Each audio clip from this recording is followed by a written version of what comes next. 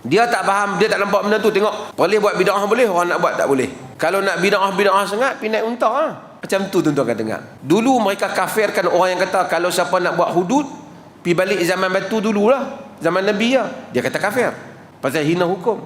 Perkataan bid'ah dalam hadis lebih banyak lagi daripada perkataan tentang potong tangan. Bahkan Nabi bila berkhutbah, wa kullu bid'atin dhalalah, Nabi masukkan dalam khutbah Nabi.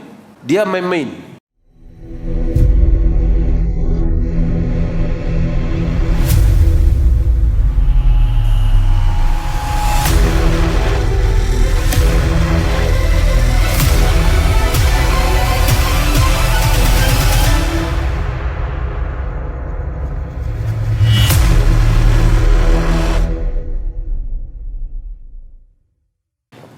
Saya nak sebut sikit lah.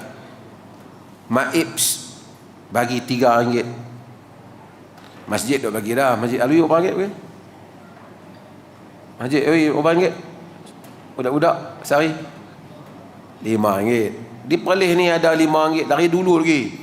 Sebagai galakan, Nabi SAW ada bagi hadiah kepada orang yang pandai berdoa. Nabi bagi hadiah. Ada dalam sunnah. Jadi maib tengok masjid bagilah RM300,000 untuk setiap masjid bagi, supaya bagi pelajar budak-budak ni yang bawah daripada sekolah, yang sekolah rendah ni datang masjid solat subuh. Ramai solat subuh budak-budak. Mudah-mudahan lama-lama lekatlah dia. Bukan senang nak sembahyang subuh ni. Saya jumpa sebagian budak-budak kerap mari tanya, mai berapa? Mai sendiri. Ayah kami tak mai. Ayah tak mai, dia mai. Kira ayah dia lebih kuat, kecil lagi boleh mai. Tak tahulah, mungkin ayah dia kerja malam ke apa, saya tak tahulah kan. Tapi kira setakat hak dia duk mai tu, ayah dia tak mai lagi lah kan. Maksudnya mudah-mudahan orang patut melihat the beauty of benda tu. Benda tu termasuk dalam satu didikan, education. Hak setengah orang yang hasad ni, dia tengok tu tak bid'ah pula. Dia sampai bab-bab agama, bab tu pun dia tak faham. Bid'ah bab apa? Ia kaitan dengan kifiat ibadah. Yang ni soal galakkan nak bagi orang mai masjid. Nabi ada buat, Nabi ada dalam sunnah Nabi bagi kepada orang yang pandai berdoa. Nabi dengar, Nabi bagi hadiah. Itu satu galakkan. Tambah budak-budak, dia tak faham, dia tak nampak benda tu. Tengok, boleh buat bid'ah boleh, orang nak buat tak boleh. Kalau nak bid'ah sangat, pergi naik unta lah. Macam tu tuan-tuan akan dengar. Dulu mereka kafirkan orang yang kata kalau siapa nak buat hudud, pergi balik zaman batu dululah, zaman Nabi lah. Dia kata kafir pasal hina hukum. Perkataan bid'ah dalam hadis lebih banyak lagi daripada perkataan tentang potong tangan. Bahkan Nabi bila berkhutbah, wa kullu bid'atin dhalalah, Nabi masukkan dalam khutbah Nabi. Dia main-main. Mungkin dia tak setuju dengan tarif tu, ya apa yang bid'ah, apa yang tak bid'ah. Tapi dia mempersendakan hasrat orang yang tak mau buat benda yang Nabi tak buat. Let's say lah, ada orang yang tak mau buat benda yang Nabi tak buat. Dan ada orang yang dia buat benda yang Nabi tak buat atas alasan mungkin boleh. Cuma saya nak tanya, kalau orang tu tak buat yang Nabi tak buat atas alasan dia anggap tak boleh, kerana dia nak follow Nabi sebiji, dia selamat ke tak? Selamat ke tak? Dia sebiji macam dengan Nabi, takkan tak selamat? Betul tak? Okey, ada orang yang dia buat yang Nabi tak buat, dia kata mungkin boleh.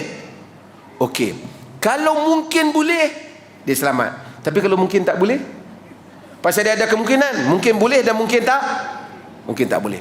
Tapi kalau ikut version Nabi saja, tentu dah boleh. Patutnya dia ada hasrat macam orang kata, aku ni tak mau pergi, aku nak sembahyang jemaah. Hang ni kalau nak sembahyang jemaah sangat untuk cari makan, pergi sembahyang jemaah je lah. Kita boleh kata kat orang macam tu kerana hasrat dia nak solat jemaah? Tak boleh kita kata tak apalah, nak sembahyang jemaah tak apa, berjengah jalan boleh sembahyang lagi. Itu betul lah jawapan. Tapi bila kita mempersendakan hasratnya untuk takarrub kepada Allah, kita telah mempersendakan hasrat orang mendekatkan diri kepada Allah. Kata, saya tak mau pergi tuan-tuan majlis tu, ada perempuan duduk minum apa, saya tak mau pergi. Dah kena kita nak minum, kita pergi minum ke kedai lain. Tak apa nak pergi lah. Saya tak mau kawasan tu. Dia ni punya teruk lah, macam mana tu pun tak boleh. Adakah patut kita kata ada? Betul tak? Kita nak pergi kita punya hal, tapi dia yang berniat nak mengelakkan diri pergi kepada kawasan yang mungkin baginya syubhah, dia lebih afdal pada kita. Betul tak? Tuan-tuan faham tak? Golongan ini dia kadang-kadang hak duk ni dia mengaji pun kita tak tahu apa yang dia mengaji lah. Dia hanya tahu itu, dia hanya tahu, saya tengok lah kawan-kawan duk cerita ada orang yang kata macam tu. Dia hanya tahu pergi mengaji, gelak ketawa, lepas tu dia mencerca orang lain. Kan? Sedangkan orang belajar agama untuk takarrub pada Allah. Kita mempelajari hadis Nabi untuk mengamalkan apa yang Nabi buat. Semua benda, buat kod ni, Tok Syekh pakai yang ni, buat Tok Syekh pakai yang ni, buat Tok Syekh, semua ikut. Tapi bila kita kata ikut Nabi sebiji, patah balik zaman unta lah. Tapi majlis cinta Nabi, cinta Nabi ke cinta Tok Syekh? Cinta Nabi baca hadis tu lah, ikut dalam hadis tu lah. Yang kita duk tengok berebut minum Tok Syekh.